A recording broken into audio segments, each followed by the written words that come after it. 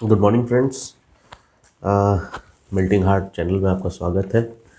और आज हम ये जानने की कोशिश करेंगे कि एक्चुअली में ये जो एक वर्ल्ड वॉर जैसी स्थिति उत्पन्न हो गई है, या इसके क्या कारण है कि रसिया जो है वो यूक्रेन पे अटैक कर रहा है और काफ़ी दबाव बना रहा है उसको। किस बात की लड़ाई है, क्यों इतना बड़ा देश एक छोटे देश पे चढ़ाई करने को जो है मजबूर है, और क्या कारण है बेसिकली। दूसरी चीज़ ये है कि मैं देख रहा हूँ बहुत सारे ऐसे लोग हैं जिनको नहीं मालूम है कि ये सिचुएशन क्यों उत्पन्न हुई है विश्व में।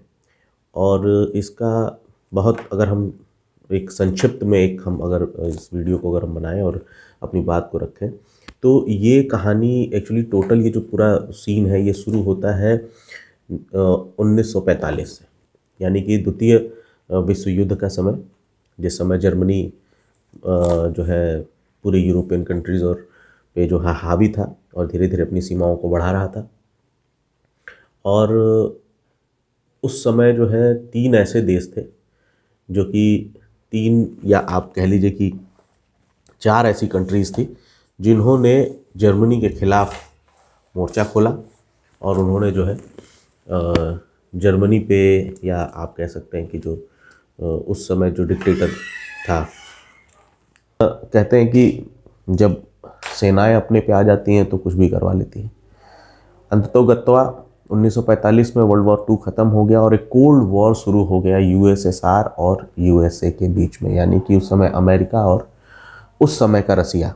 अब उस समय की रसिया की बात आती है तो एक मैप दिमाग में आता है, और वो मैप जो है वो कुछ इस तरह की तरीके का था। बहुत बड़ी कंट्री थी उस समय, आप कह सकते हैं कि महाद्वीपों में सबसे बड़ी कंट्री हुआ करती थी, यूनियन नेशन था।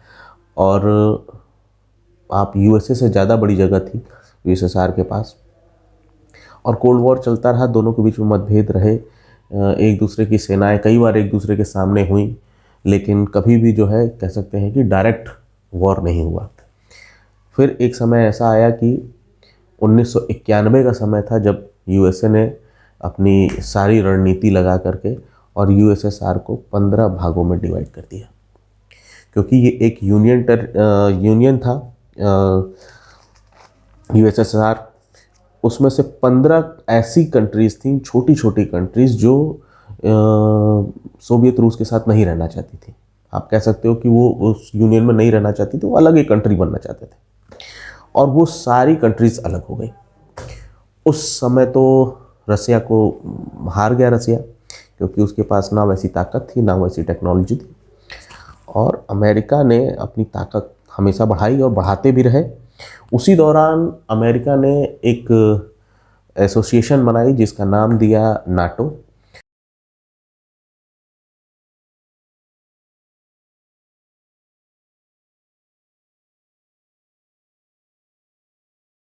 और नाटो एक ऐसा एसोसिएशन था, ये non Atlantic treaty organisation, NATO जिसका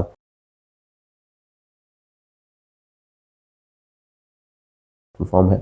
और ये एक कुछ कंट्रीज़ का एसोसिएशन था, जिनका ये था, उनका आपस में एक म्यूचुअल अंडरस्टैंडिंग था कि अगर इन कंट्रीज़ में से किसी के ऊपर अगर हमला होता है, कोई भी एक कंट्री के ऊपर अगर कोई दूसरी कंट्री हमला करती है, भले वो छोटी ही क्यों ना हो, अगर वो नाटो का पार्ट है, तो बाकी सारी कंट्रीज़, अमेरिका, फ्रांस, उसके साथ यूके, जितनी भी कंट्रीज़ हैं, वो सारी अपनी मिलिट्री सर जो सेनाएं लेकर के उस कंट्री के साथ खड़ी हो जाएंगी और फिर उसके साथ वॉर करेंगी।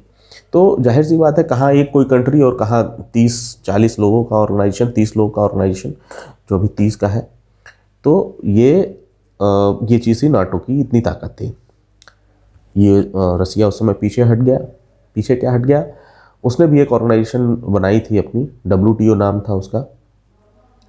और लेकिन वाट्स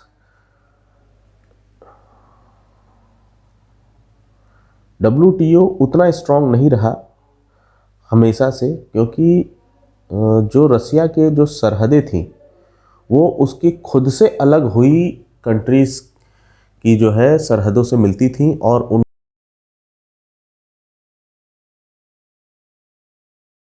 उनमें से कई कंट्रीज ऐसी थी जिन्होंने ऑलरेडी नाटो नाटो की सदस्यता ले ली थी।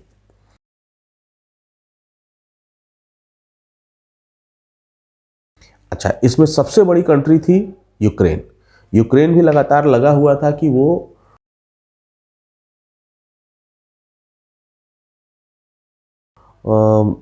यूएसए का नाटो एसोसिएशन का हिस्सा बन जाए, लेकिन ऐसा हुआ नहीं। और कई बार मतलब ऐसा कोशिश हुई यूक्रेन के द्वारा कि जो है ये लोग नाटो में शामिल हो जाएं। 2014 में तो ये कंडीशन थी कि अब बिल्कुल एग्रीमेंट सिग्नेचर होने जा रहा था, लेकिन रसिया ने एक बहुत बड़ा अमाउंट, मतलब समझ लीजिए कि कुछ इतना बड़ा दहेज सामने रख दिया कि यूक्रेन झुक गया वहाँ पे।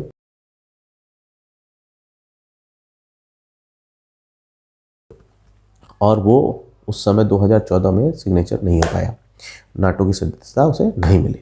अब नाटो की सदस्यता नहीं मिलनी है, इतनी बड़ी बात कैसे हो सकती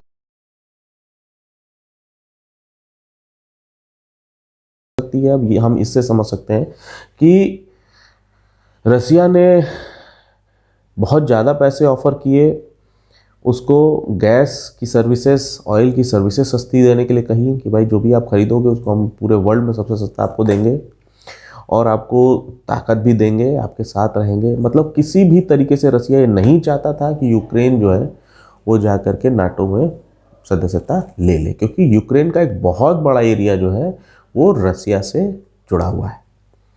अब रसिया से जुड़ा हुआ है तो रसिया का ही कभी पार्ट था, सोवियत यूनियन का ही पार्ट था यूक्रेन, जो आज अलग हो गया। तो हम उसको यूएसए से हमेशा खतरा रहेगा, क्योंकि अभी अगर आप देखिए तो नाटो सेनाएं या यूएसए 1600 किलोमीटर दूर है चाइना से। इस मैप में आप देख सकते हैं, ये भौगोलिक दशा है इस मैप में, आप बहुत आराम से इस चीज़ को समझ पाएंगे कि एक्चुअली प्रॉब्लम क्या है। अब ये जो सीमाएं हैं, ये सीमाएं इतनी बड़ी सीमाएं हैं कि अगर यूक्रेन उनमें मिल जाता है तो रसिया का मेन शहर टारगेट करने में मात्र 600 किलोमीटर की जगह बची, जो पहले लगभग 1600 किलोमीटर, मतलब 1000 किलोमीटर नज़दीक आ जाएगा यूएसए रसिया के, और ये कभी नहीं चाहता है रसिया। इसके लिए कई बार कोशिश हुई, वही 2014 में जो है इन्होंने कोशिश की, नहीं शामिल हो पाए।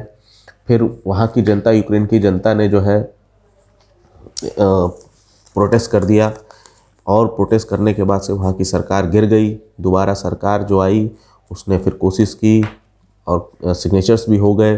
फाइनली एसोसिएशन में भी इनको आना था।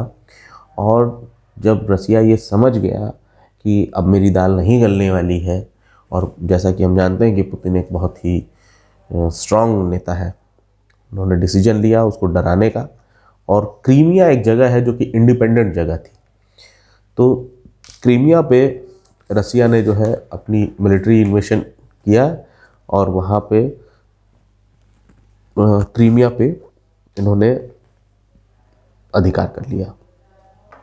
जबकि क्रीमिया एक इंडिपेंडेंट जगह थी और एक बहुत बड़ा गैस का, नेचुरल गैस का सोर्स है, जहाँ पे यूरोप को बहुत ज़्यादा वहाँ से सप्लाईज मिलती हैं।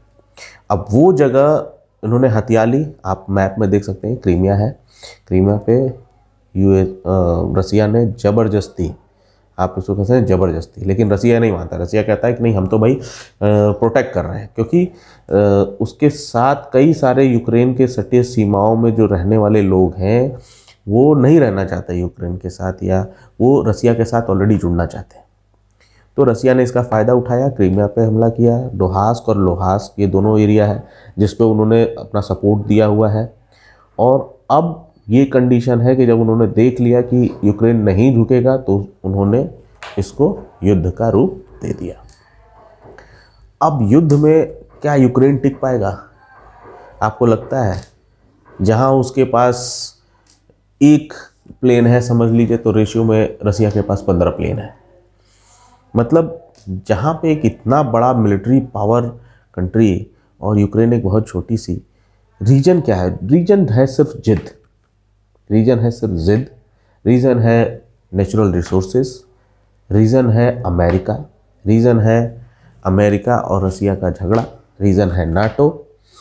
और जैसा मैंने आपको बताया और जैसा हम लोगों ने मैप में देखा भाई तब तो रूस बहुत कमज़ोर था जब आपने उसके टुकड़े कर दिए। आज वही रूस कह रहा है कि भाई तब तो मैं बहुत कमज़ोर था और तब भी ये जो देश मुझसे अलग हुए ये तो मेरे ही थे। तो कोई बीच में ना पड़े, ये मोहल्ले की लड़ाई है और मैं जो कर रहा हूँ सोच समझ के कर रहा हूँ और ये मेरे आपस का मामला है। अगर कोई बीच में आएगा तो वो भयानक परिणाम भुगतने के लिए तैयार हो जाए। और रीज़न भी है क्योंकि यूक्रेन अभी तक नाटो का सदस्य नहीं है, तो नाटो सेनाएं उसके साथ नहीं खड़ी हैं। अल्टीमेटली होगा क्या, कुछ भयानक बम्बार्डिंग होगी, बम गिराए जाएंगे, आर्मी और मिलिट्री बेसिस को तबाह किया जाएगा, कुछ लोग मरेंगे। इसमें रसिया का कहीं से कोई नुकसान नहीं है, रसिया का सिर्फ फ़ायदा ही फ़ायदा है और एक पूरे विश्व में एक धमक हो जाएगी, एक पूरे पूरे विश्व में एक ऐसा एक हवा क्रिएट कर देगा रसिया की हम जो चाहते हैं वो करते हैं और जब चाहेंगे कुछ भी कर लेंगे। लेकिन साहब ये भी अच्छा नहीं है कि आप एक इंडिपेंडेंट कंट्री जो आराम से रह रही है, आप उस पर जाइए हमला कर दीजिए, उसकी ज़मीन हथिया लीजिए, फिर तो कल को कोई भी बड़ा कंट्री यही काम करना शुरू करेगा। और हमने देखा है कि गल्फ़ कंट्रीज़ में क्या हुआ है, आज क्या हालत है अफ़गानिस्तान की, क्या हालत है इराक की। तो ये कहीं से भी ठीक नहीं है, लेकिन हालात यही हैं। रीज़न बहुत पुराना है, कोल्ड वॉर के टाइम का है। अब उन सभी चीज़ों का बदला धीरे धीरे रसिया ले रहा है। अच्छा, अब इसमें हो क्या सकता है, अब इसमें हमारी क्या भूमिका है? तो भूमिका ये है साहब कि होना कुछ नहीं है।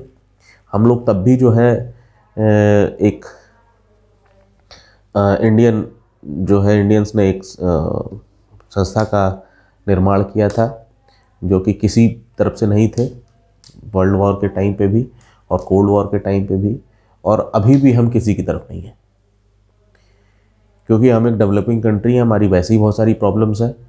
तो भारत जो है वो किसी भी चीज़ में किसी के भी साथ नहीं होगा। जो भी युद्ध करेगा उसके साथ तो नहीं है। हाँ, युद्ध में घायल लोग को पानी जरूर पिला देगा, चाहे वो किसी भी देश का हो।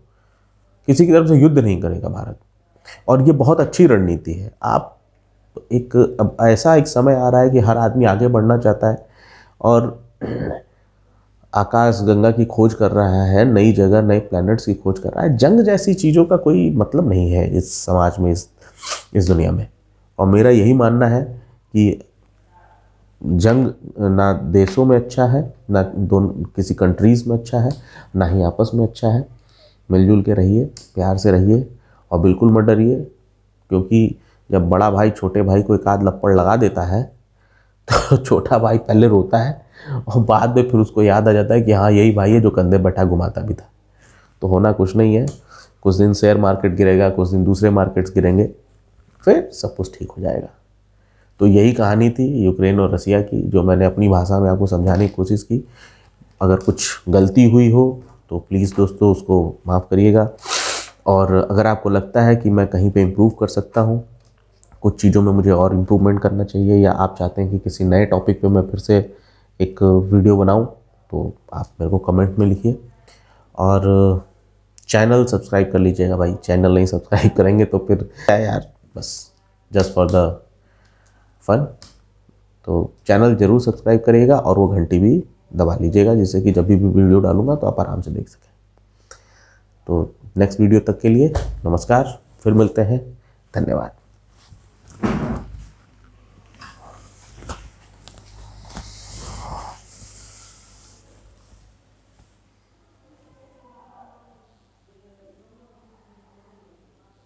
इतनी मेहनत का कोई फ़ायदा नहीं होगा, ठीक है। अब मेहनत क्या